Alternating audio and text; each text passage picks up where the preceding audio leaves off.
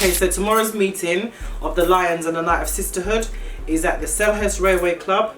It's from 8 o'clock until 10:30. The address is Selhurst Railway Club, Dagnall Park, London, SE25, 6 November Sierra, so 6NS. Prompt start, and we're having prompt finish. I'm asking any parents that want to bring along their teenage children to take part, to contribute in a constructive way. Feel free to bring them, and we're just hoping for best behaviour from everybody. We want it to be an articulate discussion, and so we'll explain that at the beginning. But yeah, we're really looking forward to everybody coming down and participating in what we hope will be an ongoing project. Please tell us what your name and what your organisation is and what you do. Okay, so you know me from a long time, right? My name is Donna Murray Turner, and my organisation's name is A Night of Sisterhood, and it started in April 2016. It's a female-led organisation, obviously, because I'm female and I lead it. I don't work alone. There's a team of 6 that work with me. I started it because I felt that when I started my degree, part of my degree is community learning and development. And when I looked at my local community, I could see there was no provision for like women of an adult age. Nothing consistent. And so I decided to start a meeting where we talk about different topics, meet together.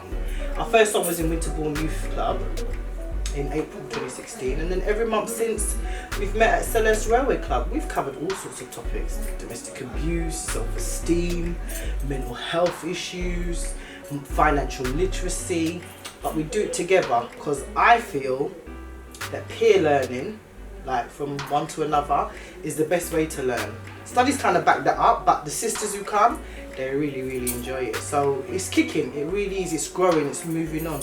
Sounds really good. And obviously there's a lot of issues within the community with young teenage girls as well as young single mothers, and the crime is increasing. How do you pose to tackle some of those issues within the community from your perspective as a Night of Sisterhood? How do you go about? So what are some of the tools you would use to go about causing a change in our community?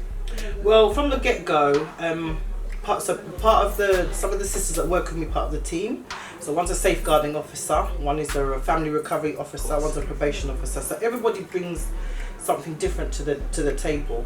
And from the get-go, we decided that if we were going to work with children or young people, we also wanted to work with their parents at the same time, because there is no point working with a young person and then putting them back into what is probably, possibly a not very nurturing environment. So we try to work with the family as a whole, like a bit holistic. Yeah, sure. So that's one way that we've been able to help some families. Another way is sometimes we break down into smaller groups, because we tend to find that the younger ones don't really want to talk up, Yeah, and some of the older ones are stuck dark. Yeah. So by breaking it down into a smaller group, you get more engagement, you get more from it. And when you ask people how they felt about the session, they're like, yeah, they more enjoyed it because it was more broken down. We're thinking, we had a youth program in 2016 that we ran from Winterbourne that was highly successful. So some of us worked with parents upstairs, and then downstairs there were youth workers who worked with the young people, and it was really successful. But unfortunately, community space and these things within Croydon as a borough are very lacking, and the support in terms of funding for these things, the rigmarole you have to go through to just carry out a bit of peer mentoring is a lot. So that hasn't stopped us, and we have got other things in mind to take forward, but at the moment we're just looking at ways that we can support our community in a very practical way. So I've been doing some cookery lessons for sisters out there who, instead of buying a takeaway, let me show you from my upstairs. So we've been doing some very practical things, cake making, just sitting down and just talking, budgeting, just getting the family together, things that old time people did all the time. Yeah, of course.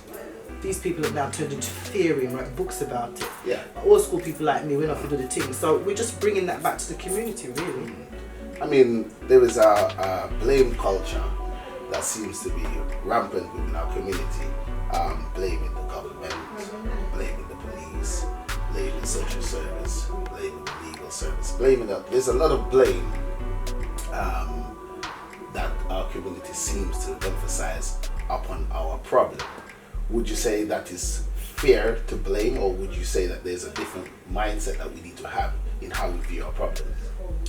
Well, I'm a 70s baby, so maybe people out there might not agree, but me and you're coming from old school. Yeah, you of understand? And for me, old school is the best school. And I believe that when you look back in your own family history, people came, my grandparents came to this house, bought this house in 1959. People came here with little, but a lot of hope. You understand? And I think that this blame culture that we have bought into as a black community has stopped us a lot of times from trying to help ourselves. Now, that is in no way disrespecting any previous initiatives or any existing initiatives that are going on within anybody's community. But my thing is, we got to stop. We know that these agencies haven't got our interests at their forefront, okay? They're not going to take away a lot of barriers and issues that are there. So then therefore, isn't it not then for us to look within ourselves as a community for solutions to a lot of these problems? What do you think? I definitely think it's about time we take back control and definitely look at what we can do as a community to cause change. We have the power, we have the capability, we have the insight, we have the vision, we have the plan, and even a lot of us have the financial stability. We definitely know how to instruct our children in the way that they ought to go, and I believe that we have the skill set to cause change.